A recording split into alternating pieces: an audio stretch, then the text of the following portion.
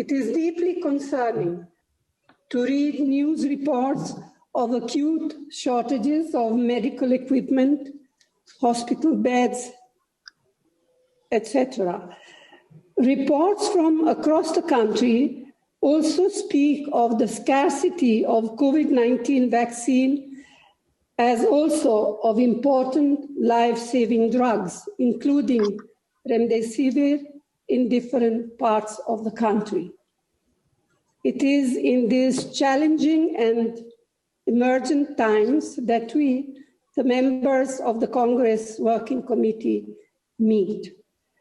Let me first of all extend once again a profound sense of grief and sorrow to the many thousands of families who have lost their loved ones over the past year to the pandemic. Okay. Their pain and anguish is our pain and anguish. And let me also reiterate our deepest sense of gratitude and support for the frontline health workers and the medical fraternity who have been rendering phenomenal service in the face of the severest of pressures and risks. We salute their sense of duty and dedication. Recently, I had a detailed discussion with our chief ministers and some ministers who belong to alliance government.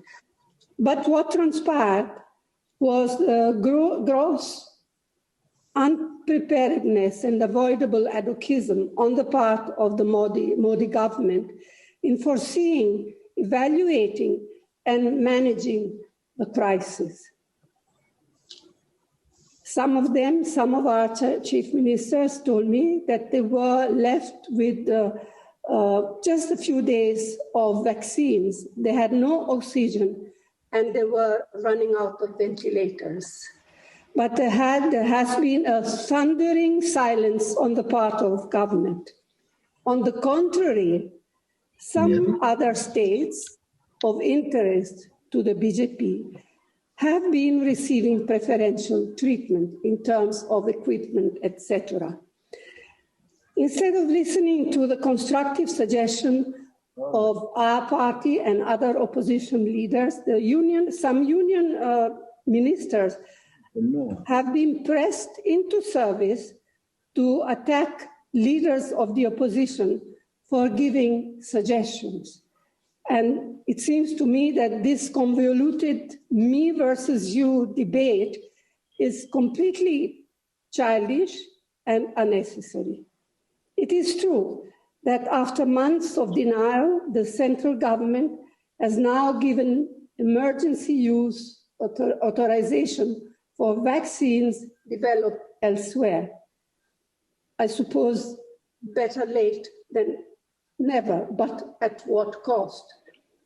India has already exported nearly 6.5 crore COVID-19 vaccine dosages to other countries. Considering the highest infection rate in the world in our own country, shouldn't vaccine export be held back and priority given to protect our citizens?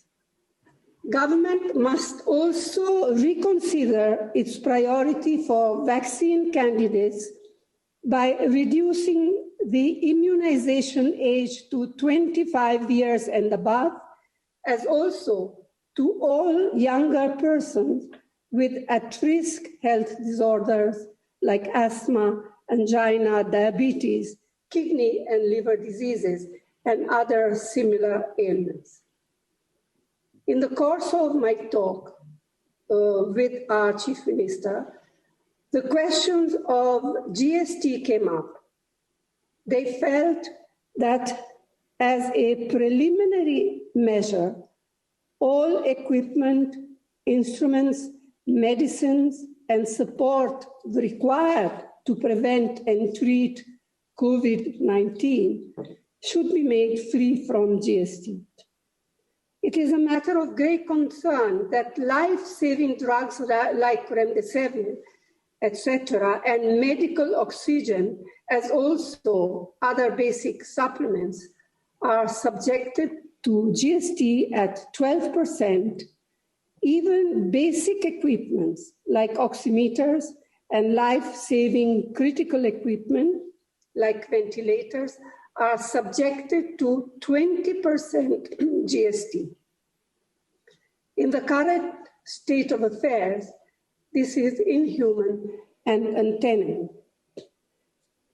As the central and state governments move ahead to control the situation by resorting to partial curfews, travel restrictions, closures, and lockdowns, we will be again restricting economic activity that will hit the already beleaguered people, especially the poor and the daily wagers. It is therefore imperative to provide monthly income support and transfer an amount of 6,000 rupees in every eligible citizen's account. We have made this request to government earlier on. Similarly, with reverse migration of labor already having started, it will be critical to immediately address their need of safe transportation, as indeed their suitable rehabilitation in host as well as home states.